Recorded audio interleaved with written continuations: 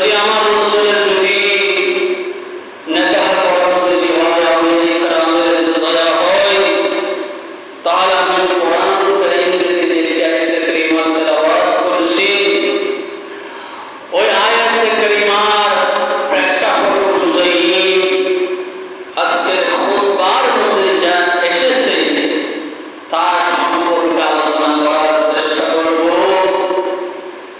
আমি যে আয়াত কারীমা তেলাওয়াত করেছি সে আয়াত কারীমা কোরআনে পাকের সূরা আলে ইমরানের 185 নম্বর আয়াত। বিসমিল্লাহির রহমানির রহিম। কুল্লু নাফসিন যায়িকাতুল মাউত। আল্লাহ পাক রব্বুল আলামিন কোরআন পাকের মধ্যে আল্লাহ ঘোষণা দিয়েছেন, বান্দারে তোমরা জেনে রাখো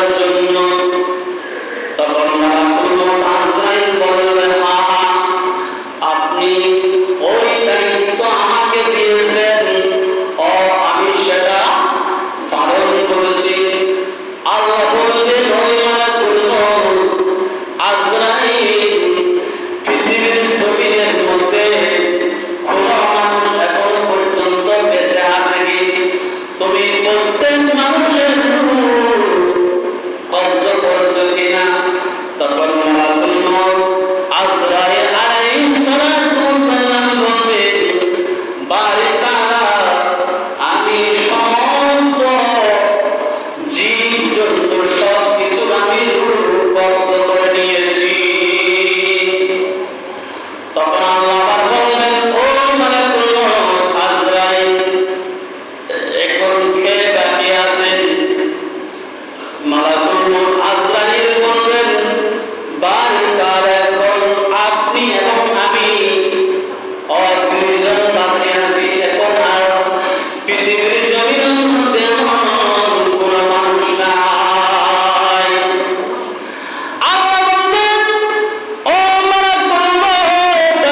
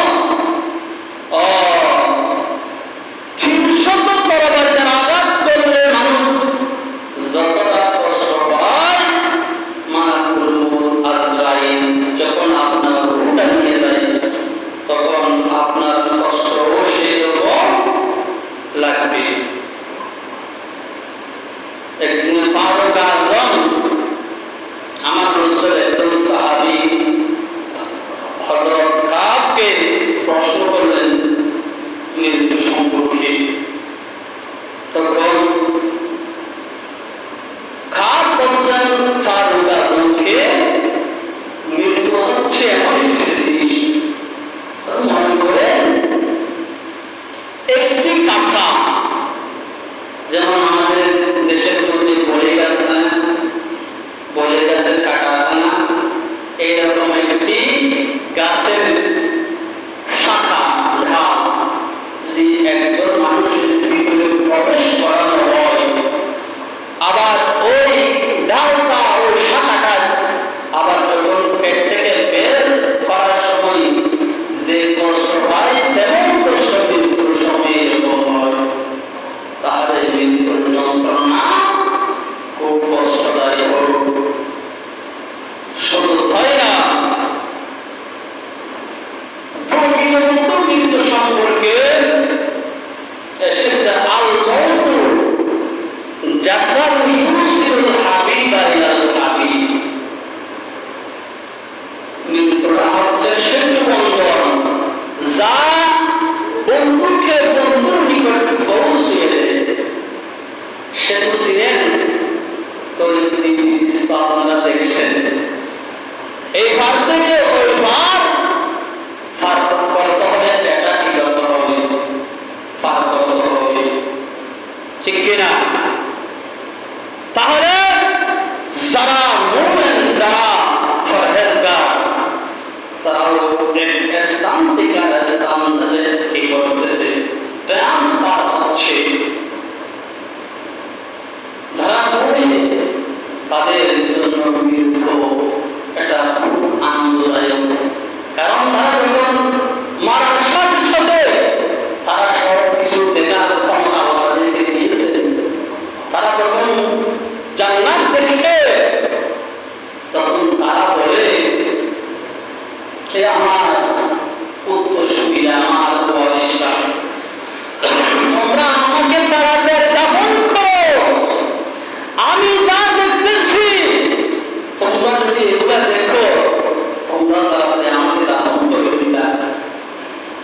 আর যারা বেনামাজি, যারা জাহান্নামী, তারা মারার সাথে সাথে তারা জাহান্নাম দেখে, জাহান্নামের শাস্তি দেখে তখন তারা বলে, তোমরা আমাকে এখন দাফন করিও না, আমার সামনে আমি যা দেখতেছি যদি তোমরা এগুলো দেখো, তোমরা কখনো আমাকে দাফন করবো না, এরকম বলবে। তাহলে এই মৃত্যুর স্মরণ মানুষের অন্তরে আল্লাহ ভীতি দান করে, তাই মৃত্যুকে স্মরণ করা সেটা হলো ইবাদত। মাইশা সিদ্দিকা রাদিয়াল্লাহু তাআলা আনহার একদিন আমার রাসূলের দরবারে উপস্থিত হয়ে আরজ করলেন, হে আল্লাহর রাসূল, শহীদের সাথে কাদের হাসর হবে? তখন আমার রাসূল মাইশা সিদ্দিকা প্রশ্নের জবাবে আমার রাসূল বলছেন, যে ব্যক্তি দিনে 20 বার মৃত্যুর কথা স্মরণ করবে, ওই ব্যক্তি যদি 6 দিন মারা যায়, আল্লাহ পাক ওই ব্যক্তিকে শহীদের মাকাম দান করবেন, শহীদের সাথে তাদেরকে কিয়ামতের ময়দানে, হাসরের ময়দানে তাকে উঠাবেন। তাহলে যদি কেউ যদি 20 বার মৃত্যুর কথা স্মরণ করে, আল্লাহ পাক রব্বুল আলামিন ওই ব্যক্তিকে শহীদের কি জান্নাতের মাকাম দান করবেন। আমার রাসূল বলেন, আকসিরু যিকরা হাযিহিল লাজ্জাত, ইয়ানি মওত, তোমরা বেশি বেশি করে মৃত্যুর কথা স্মরণ করো। হাদিসে পাকের মধ্যে এসেছে, মৃত্যুকে স্মরণ করা, স্মরণ করলে গুনাহ মাফ হয়ে যায়। হাদিসে পাকের মধ্যে এসেছে, আন আবি হুরায়রা রাদিয়াল্লাহু তাআলা আনহু, আন রাসূলিল্লাহি সাল্লাল্লাহু আলাইহি ওয়াসাল্লাম, আমার রাসূল হাদিসে পাকের মধ্যে ঘোষণা দিয়েছেন,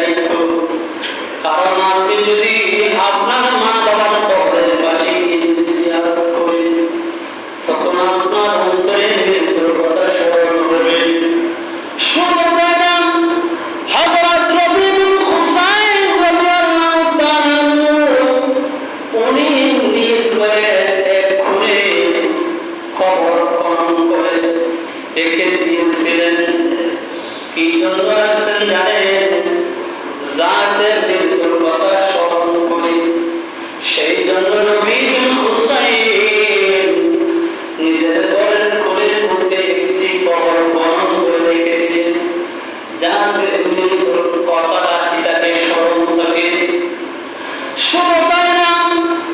আপনারা শুনছেন বাদশাহ ইস্কান্দার যুলকারনাইন, বাদশাহ ইস্কান্দার যুলকারনাইনের জামানের মধ্যে, সময়ের মধ্যে একদল সম্প্রদায় ছিল যারা জন্মের সাথে সাথে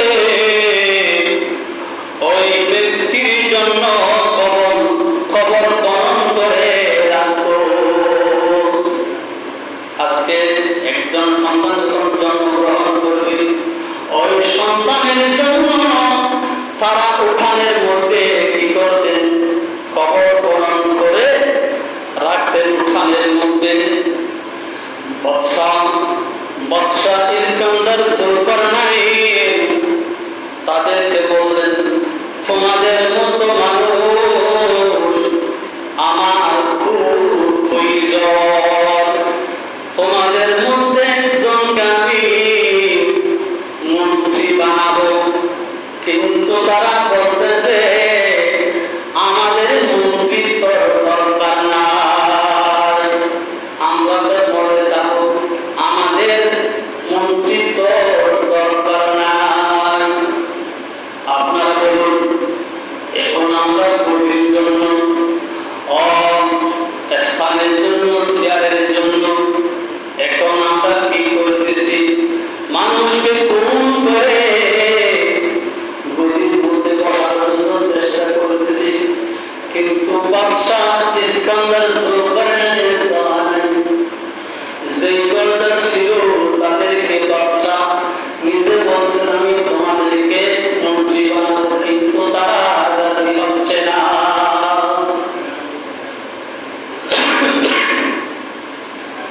শুধু তারা প্রত্যেককে মৃত্যু স্বাদ গ্রহণ করতে হবে। একদিন সুলাইমান আলাইহিস সালামের দরবারে মালাকুল মউত আসলেন। সুলাইমান ইসলামের পাশে একজন যুবক, ঠকবক একজন যুবক সুলাইমান আলাইহিস সালামের সাথে বসে রইলেন।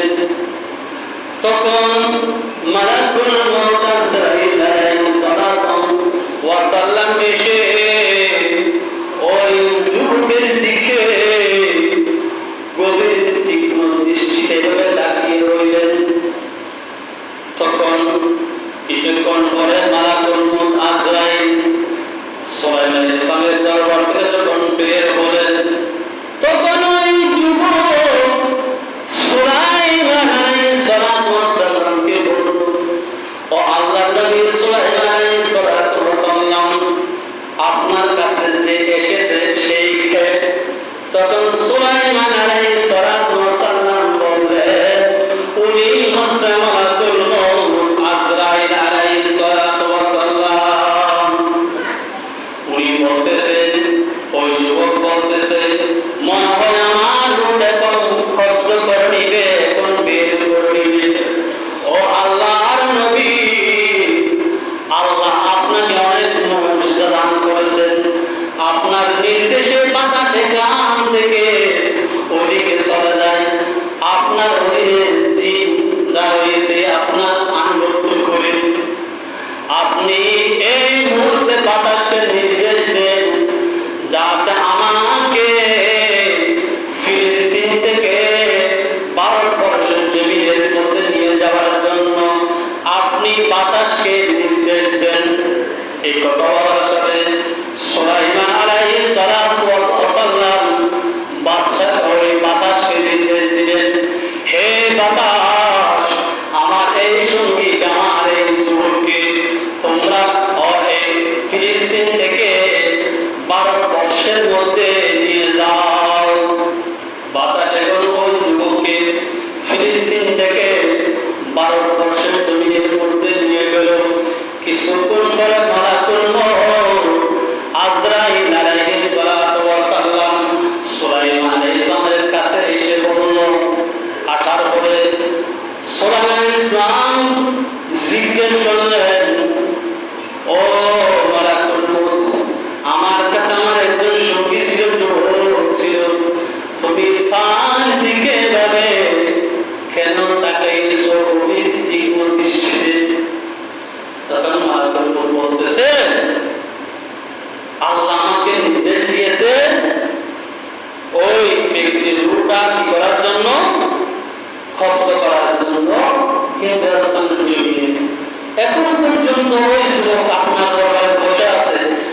কিভাবে ওই ব্যক্তির রূহটা এখানে কবজ করব?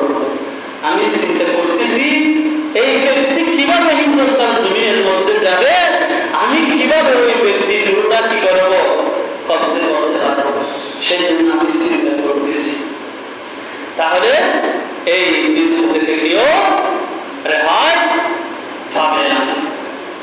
শুধু তাই না, আমার রাসূল হাদিসে মুবারকের মধ্যে ঘোষণা দিয়েছেন কিয়ামতের পূর্বে 15টি পাপ বিয়াফাবে ছড়িয়ে পড়বে। এই হাদিসটা সিহাসিদের 6টা হাদিসের মধ্যে তিরমিজি শরীফের মধ্যে রয়েছে। তিরমিজি শরীফের 2210 নম্বর হাদিস। এই হাদিসটা মাওলানা শাইখ রাদিয়াল্লাহু তাআলা থেকে বর্ণিত। আন আলী বিন আবি তালিব রাদিয়াল্লাহু তাআলা قال قال رسول الله صلى الله عليه وسلم আমার রাসূল বলেছেন ইযা ফাআলাত উম্মতি 15 আমার রাসূল বলেছেন যখন আমার উম্মত 15টি পাপ কাজে লিপ্ত হবে, খসলাতা হাল্লা বালা বিহাল বারাউ, তখন আমার উম্মতের উপর বলা মুসিবত আযাব নেমে আসবে। কয়টি? 15টি। তখন ফাকির আমার ইয়া রাসূলুল্লাহ, একদম সাহাবী জিজ্ঞাসা করলেন ইয়া রাসূলুল্লাহ ইয়া হাবিবাল্লাহ, ওই 15টি পাপ কাজগুলো কি কি? আমার রাসূল বলেন এক নম্বর হচ্ছে ইযা কানাল মাগনামু তুআলান, এক নম্বর হচ্ছে যখন গনিমতের মালকে ব্যক্তিগত সম্পদ বানিয়ে নেবে। ঠিক কিনা? এখন আমাদের দেশের মধ্যে অসরকারি মালগুলো যখন কামাতের মধ্যে আসবে মনে করি এগুলো আমার সম্পদ। ঠিক কিনা? দ্বিতীয় নম্বর হচ্ছে ওয়াল আমানাতু মাগরিবান, 2 নম্বর হচ্ছে আমানতকে লুটের মাল বানিয়ে ফেলবে। সরকারের কাছে আমাদের জনগণের টাকা আছে কিনা, এগুলা আমাদের জন্য আমানত কিনা? আমানত মাত্র দরকার নয়, ধরুন ইহুদি মানুষ সরকারে, হ্যাঁ কি বলছিলাম, এগুলো হচ্ছে জনগণের কি আমানত। ওই আমানতগুলো কি করবে? ধ্বংস করে দিবে। জনগণের টাকাগুলো কি করে দিবে? ধ্বংস করে দিবে। এখন হচ্ছে না। 3 নম্বর হচ্ছে ওয়াজ যাকাতু মাগরিবান, যাকাত খেয়ে জরিমানা করবে। আপনার এত সম্পদ আছে, এত টাকা আছে, কিন্তু টাকা অনুযায়ী আপনি দিচ্ছেন না, কি যাকাতের দিচ্ছেন, যেগুলো আছে সেগুলো দিচ্ছেন, রহমান বলছে মোহাম্মদ জরিমানা এরকম একসঙ্গে বলছিল। আরেকটি হচ্ছে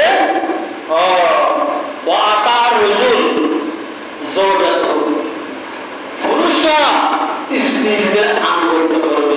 ঠিক কিনা? আমাদের মেয়েগণ বেশি সরকার এদিকে আমাদের আরো